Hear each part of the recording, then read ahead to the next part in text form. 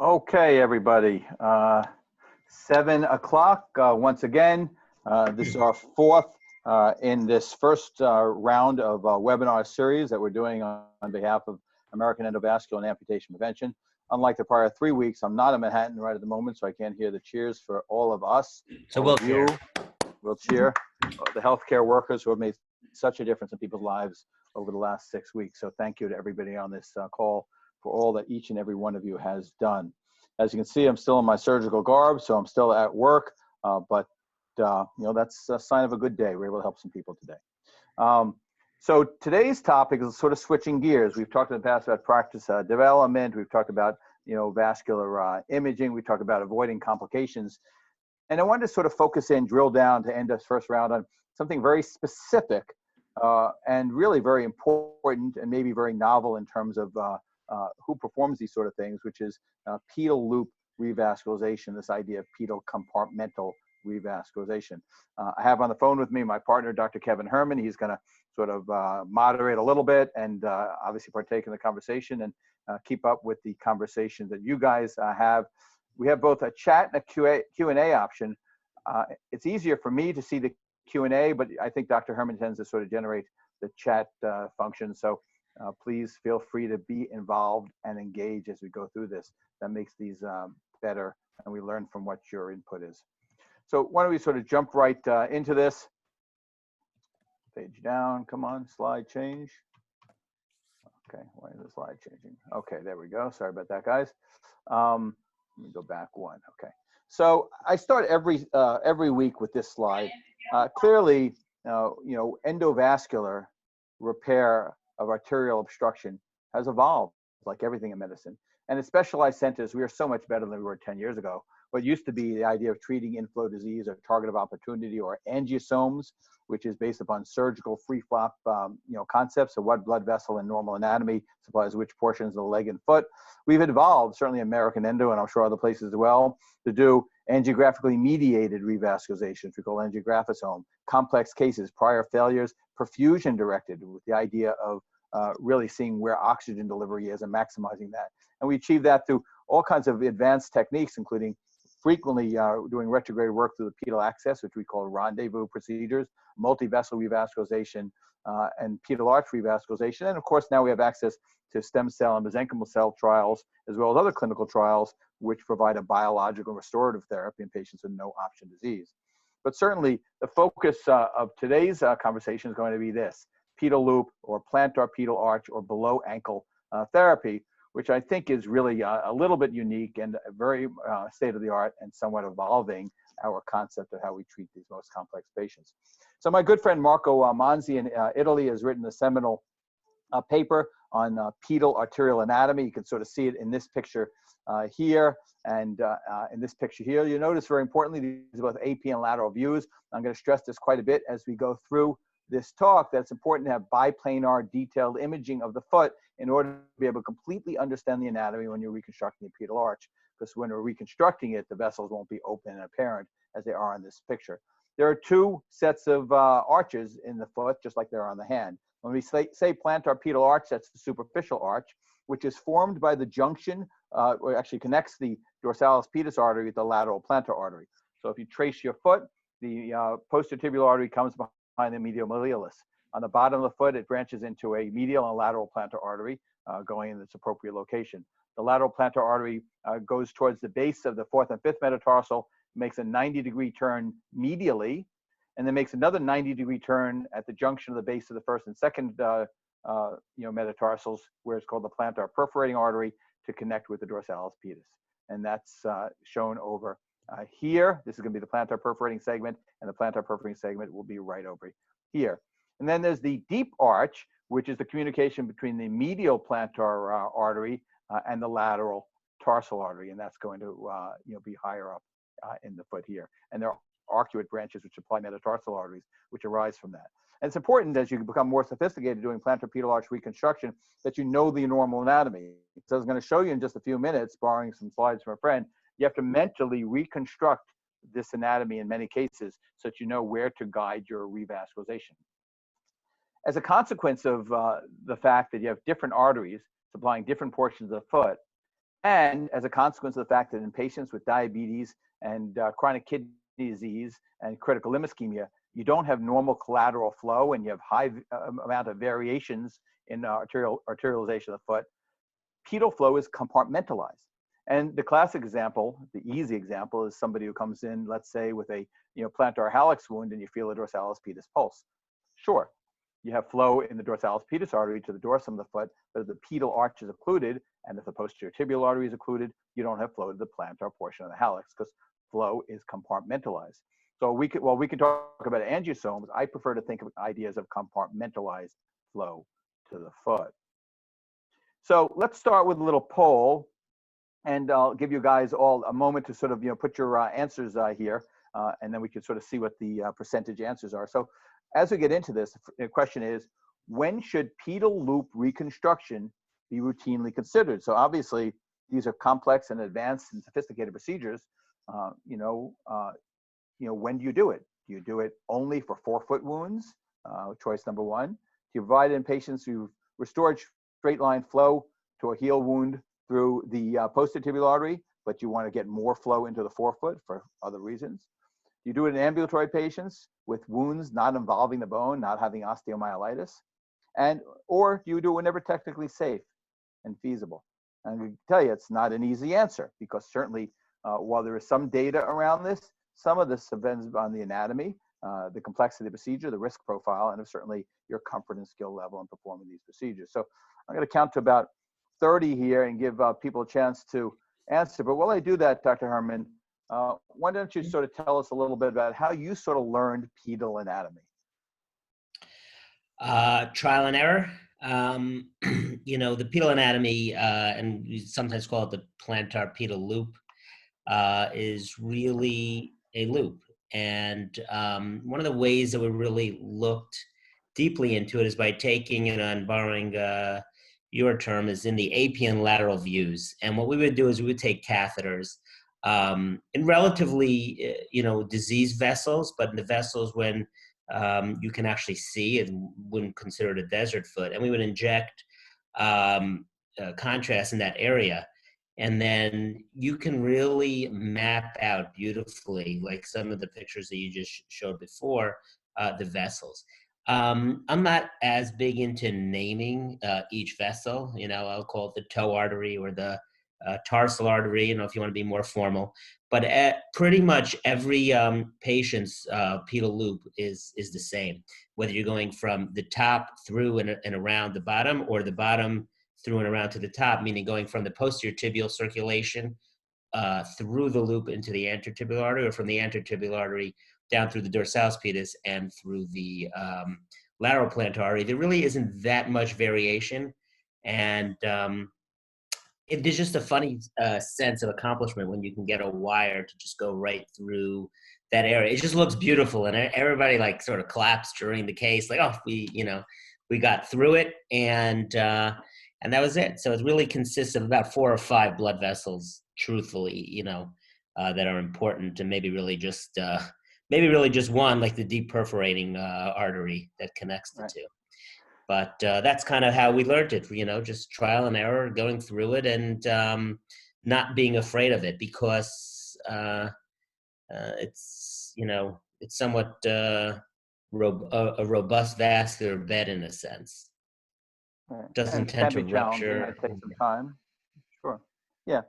Oh, yeah. And something you alluded to is the idea when you get microcatheters down, you do selective injections distally to sort of see where you are and where things are going. So the answer is 25% of the audience said for forefoot wounds only. Nobody wanted to do this as a addition to getting straight line flow to a heel wound. 25% said in ambulatory patients, and 50%, a maverick group here, said whenever possible. So let's see how we feel about that. So certainly plantar pedal arch has been described. This is from Kawahara. He's done quite a bit of work along with Graziano and Marco Manzi and others on this, and described type 1 is intact arch, type 2 is a intact dorsal, type 2B is intact plantar, type 3 is a complete separation of the dorsal and plantar circulation. And it turns out that the wound, the plantar pedal loop pattern you have directly correlates with wound healing. You can see this is here a very kind of linear sort of correlation. Whereas if you have an intact arch, you get wound healing 90% of the time. If you have don't have intact arch, you get maybe wound healing 60% of the time in this particular data set. So clearly, it speaks to the fact that a de novo intact plantar pedal arch, that is when you first take your pictures before you fix any inflow or tibial disease, you see that the plantar pedal arch is partially or is not patent, is very predictive of wound healing. And it's been shown in several different studies and in several different ways. So first of all, if you look at the idea of angiosome versus non-angiosome, that's less important probably than having an intact plantar pedal arch. You can see the red bar on the top compared to the loss of patency in the green bar or the blue bar on the left. And the reason for that is that the plantar pedal arch is the terminal supply, particularly for forefoot wounds. And to tell you the truth, if you have a perfectly intact and healthy and will remain durable pedal arch, doesn't matter if you open the anteriotibial or posterior artery. If you have a forefoot wound, you're going to supply essentially all of the digits, with the exception perhaps of plantar hallux, which might be medial plantar. So this is from Endovascular series, again supporting the fact that pedal arch patency and not pedal arch revascularization, but pedal arch patency and not angiosome directed revascularization. This is also true in surgical bypasses. So if you looked at pedal arch patency in patients who have that surgical bypass to a target of opportunity, there's no difference in graft patency, as no difference in amputation-free survival. But for the patients here in the top curve with a complete plantar arch compared to those with no plantar arch and then partial in between, you can see a discordant outcome in terms of amputation-free survival. So in terms of rather wound healing. So clearly, a pedal arch correlates with wound healing. So how do we achieve this? So maybe Dr. Herman, you want to talk about some of the tools that we use and sort of what this picture sort of shows here. Absolutely. And right before touching upon that, I think what is so crucial about the plantar pedal loop revascularization and wound healing is oftentimes we will perform the pedal loop intervention, and along with any other interventions in this patient population, a large percentage do reocclude or restenose. And we often find that with a stalled wound. And oftentimes, even within the first month, we'll go back in, and it's so easy to get right back through that loop, theoretically, once it was treated, using the tools that we describe, and then you really can increase that wound healing.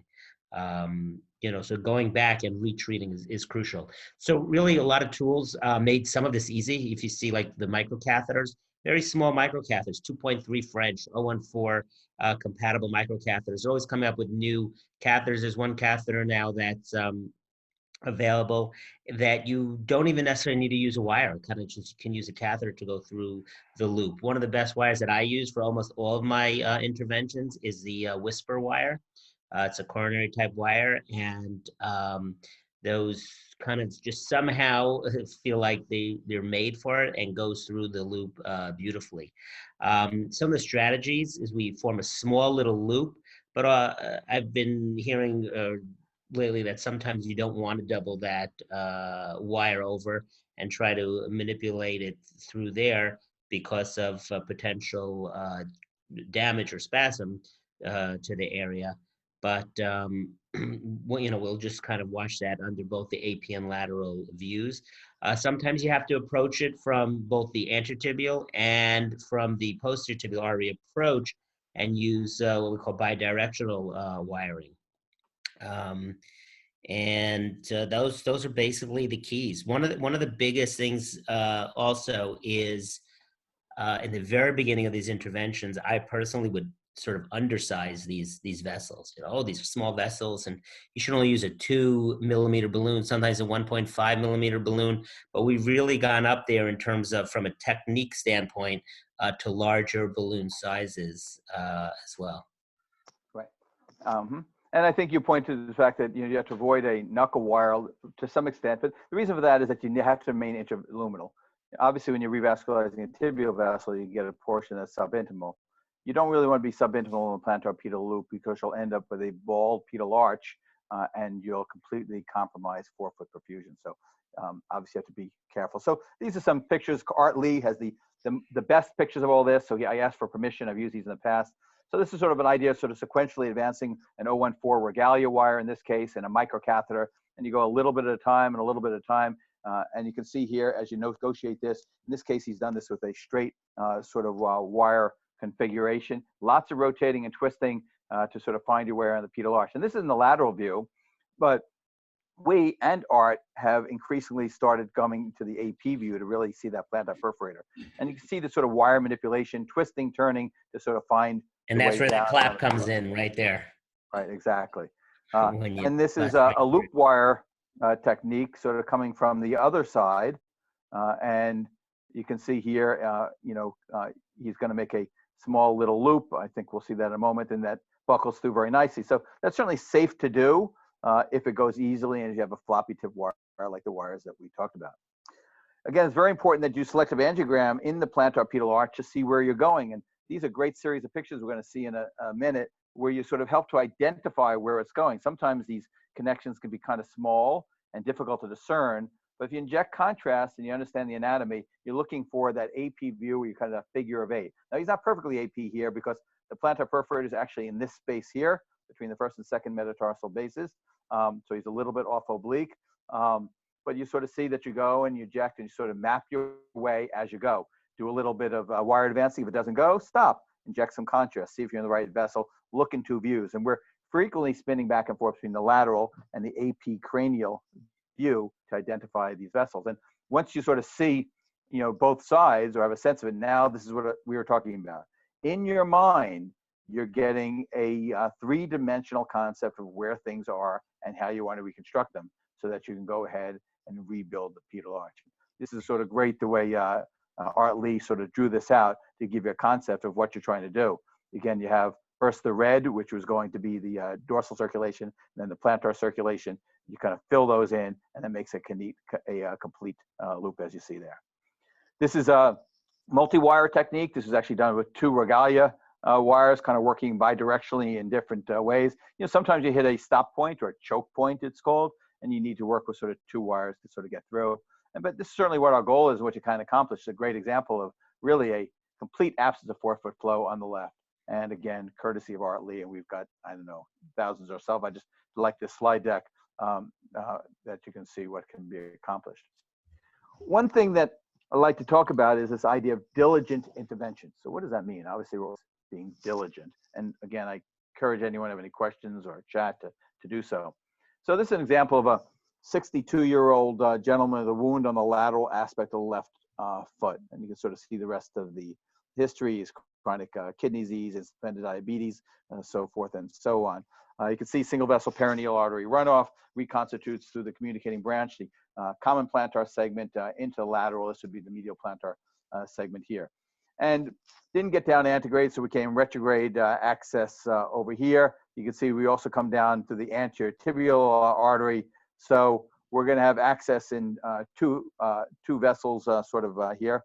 And this is coming up from the anterior tibial to do a rendezvous, very complex disease. And we've rendezvoused, in this case, the retrograde wire into the antegrade wire over here. And we've made our way around the arch sort of bidirectionally. After we've come up, we brought a catheter down from the posterior tibial, catheter down from the anterior tibial, and we've sort of done this wire around and round, again, sort of doing a 2-wire technique. But when we go to do our balloon, we start with a 1.5 millimeter balloon. We use a lot of coronary balloons, often monorail balloons. Some people like to bring a sheath down to the popliteal so the monorail has support and doesn't buckle, and depends upon how it feels. And you sort of sequentially dilate this. And often they're short balloons, 1.5 or 1.2 or 2 millimeters long. You have to do lots of inflations to create space. And then we work our way up generally to a 2, and depending on the anatomy, sometimes a 2.5. Surface or external ultrasound can help in that regard.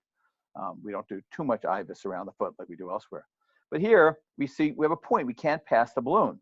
And as a result of that, we've dilated everything else. We end up with this sort of picture. We have the anterior tibial artery open. That seems to be a dominant outflow. The posterior tibial artery remains resistant, but we don't get the pedal arch. When we see the reconstitution, it stops here. When you look at the anterior tibial, you sort of get a sense here, even though we have a wire. What's the problem? This is a continuous loop. You have a choke point, so you need to be diligent to eliminate all foci of stenosis in order to get a complete restored pedal arch. And sometimes it's spasm. You have to go back and do it more than one time, 2, 3. I've had to redilate the pedal arch, 4 times. And sometimes you go back with a smaller balloon for a longer period of time, and then you can sort of get a result like this. So after focal force balloon here. Any thoughts about that particular example, Dr. Herman?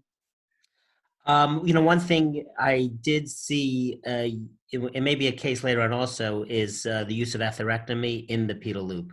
That the devices, and sometimes maybe in that one area, maybe you can track a orbital atherectomy device that may open up some of that channel to allow some room for the balloon. Right. Just a thought. Obviously, that's off-label. You can certainly use a 1.25 micro. And actually, I just saw an article published on using hawk around the pedal arch. It was actually in some, throwaway journal. First time I'd seen that. Not sure I'm prepared to do that yet, but it was sort of an interesting concept. So just Here's another patient. A great question on the chat was, how long are we doing these inflations for? And they're long inflations, 3 minutes often. Right. Yeah. Yeah. So oftentimes 3-minute inflations. Yeah. Sing happy birthday to yourself 6 Yeah. times, something like that.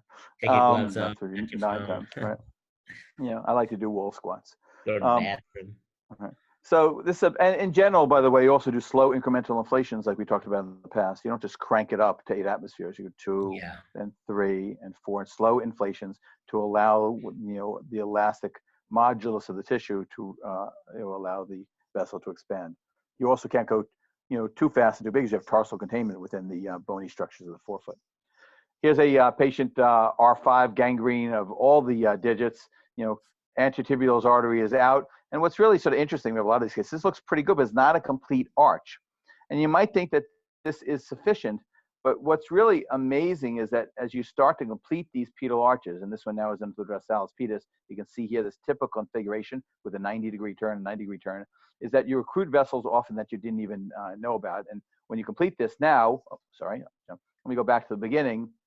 When we do this, you don't see too much in the way of flow down to the digits. But after we complete the pedal arch, look how much you recruit and pick up these metatarsal arteries and get wound blush. And I've got another case, which I love, where it's an intertriginous wound between the 4th and 5th toes, and it looks like there's great blood flow to the 4th toe. We complete the pedal arch, you see markedly enhanced wound blush between the 4th and 5th toes. So certainly in those cases where you're not getting wound blush, maybe not as a primary, but consideration for a secondary therapy, pedal arch reconstruction can be important. This is a 67-year-old patient, typical risk factors, and this is a little different take. So this is a patient with a medial plantar wound, and this shows that we talk about plantar pedal arch, but this is kind of a deep arch distribution. If you look at this, patient, this is where the wound is, and we go ahead and we do our plantar pedal arch reconstruction, but we still have relative ischemia where the wound is, which is over here. Actually, we tend to put a little needle or marker on the wound. So what do? Well, here's an occluded medial plantar artery. There's microcirculatory disturbance. We still have inadequate plantar medial compartment flow. What do? We wire that medial plantar. We go ahead and now open up that deep arch. And look at this. We don't get the deep arch to stay open, but we restore uninterrupted collateral flow down to the wound base. So we talk about plantar pedal arch reconstruction. Sometimes it's beyond the typical superficial and more the deep arch or the medial plantar distribution. That's a deep arch intervention. And here you can see on the AP and lateral, again, 2 views, how we've established wound blush down to that tissue. So we said up front that the data suggests that an intact pedal arch, de novo intact pedal arch, is beneficial in terms of wound healing. But until recently, interestingly, we had very little data about whether pedal arch reconstruction was beneficial, although obviously you would think that would be a natural extension. So this is the Rendezvous registry. Nakama did this. Our Japanese colleagues have been very instrumental in developing much of the data and science around this. Dr. Aida, who's well known for the Olive Registry, reported this in Viva, and I've used these slides with his permission. So, in the Rendezvous registry, showed that adjunctive plantar or pedal arch reconstruction significantly improved the 1-year rate of wound healing, especially in a moderate risk target population, which I'll show you in a minute. And you can see here at 1 year, and I would say these numbers are a little bit low, and I'm not entirely sure why that is, but still a substantial difference, an absolute difference of 20% here when you reconstruct the plantar pedal arch group. Probably a very sick cohort of patients. So who are these moderate risks? And this is a really very interesting concept, which kind of warrants some discussion, and I think is still being defined. This is just from this, particular rendezvous registry, but I don't entirely agree with it. And this will reflect on the poll answer. So there were essentially three things that they sort of measured. One is dialysis, the second is ambulatory, and the third is wound severity. So each one of these was a point. So if you were ambulatory, had a superficial wound not penetrating down to fascia or tendon, and you were not on dialysis, you would get a 0. If you were non-ambulatory with a wound that penetrated down to tendon or capsule, and you are on dialysis, then you are a score of 3, and you're a high-risk population. And what this showed is that for the low-risk population, there was certainly incremental gain to doing plantar pedal arch reconstruction, which was not observed as much in a high-risk population, which is sort of an interesting observation. Obviously, overall, that cohort did worse. This is a high-risk group, right? Dialysis, probably diabetes, very, very bad wounds, and non-ambulatory, where it was less appropriate. And the question is, in these patients where their last stitch, how much more is it worth to do that? And I would argue we're still learning this. We tend to be more aggressive than seen in this trial, but certainly I put this up because it's important for those of you who are sort of approaching plantar pedal arch reconstruction in your practice, for those podiatrists who are referring patients and having that conversation about what your expectations are.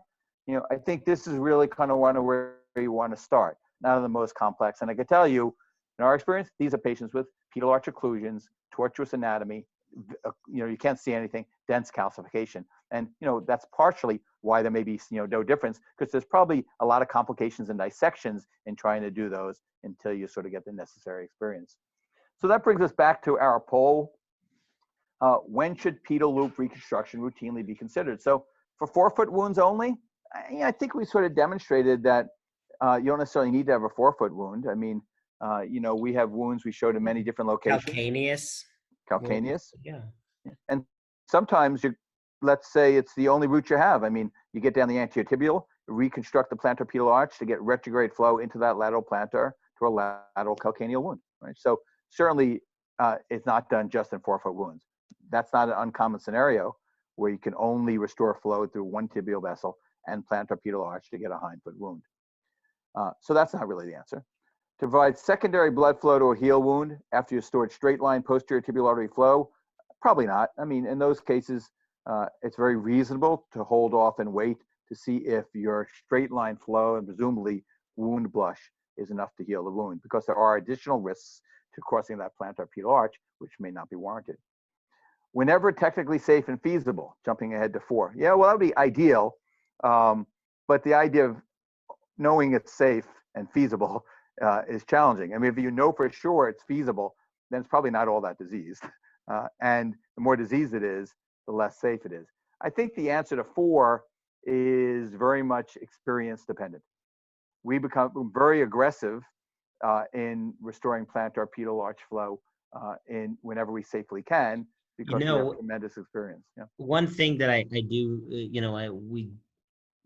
this drives one issue for me real quick, is that if you perform magnified views, if you perform an unmagnified APN lateral view, you may see a pedal loop, and not other disease, you may see it intact. But when you perform a magnified angiogram with a direct injection into either the posterior or anterior circulation, oftentimes you'll see real disease that was not seen before by, oh yeah, that looks good, let's move on, this is just not a problem. And I think that's what some people are really, really missing a lot of, right, in those cases. And yes, we do use a lot of nitro.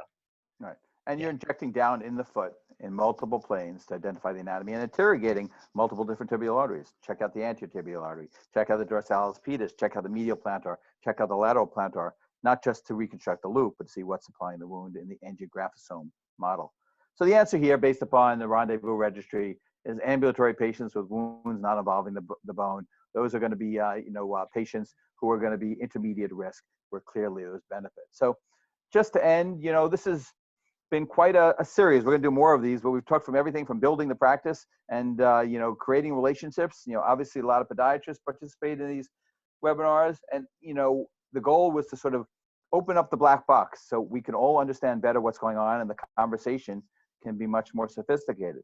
So those providing wound care can talk to the referring doctors about what their expectations are. And also when those performing intervention discuss, you know, what was done, there's clarity and understanding about the rationale and the outcomes. Together, this is a toe and flow model. Together, we make a difference, both providing extensive wound care and revascularization. I end on this every week. You know, we can get this sort of result. And really 80 to 90% of the time, we can avoid major amputation. So that's right on time. I thank everybody once again for participating tonight, and those of you who participated through the series. The link to this will be posted on Twitter tomorrow. For those who want to watch this later, we're going to sort of pick this up with another round of webinars. So if you have any particular topics, certainly Dr. Herman and I are available on Twitter. Just let us know, and we'll address those topics. So thank you, everybody. Stay healthy, stay safe, and have a good night.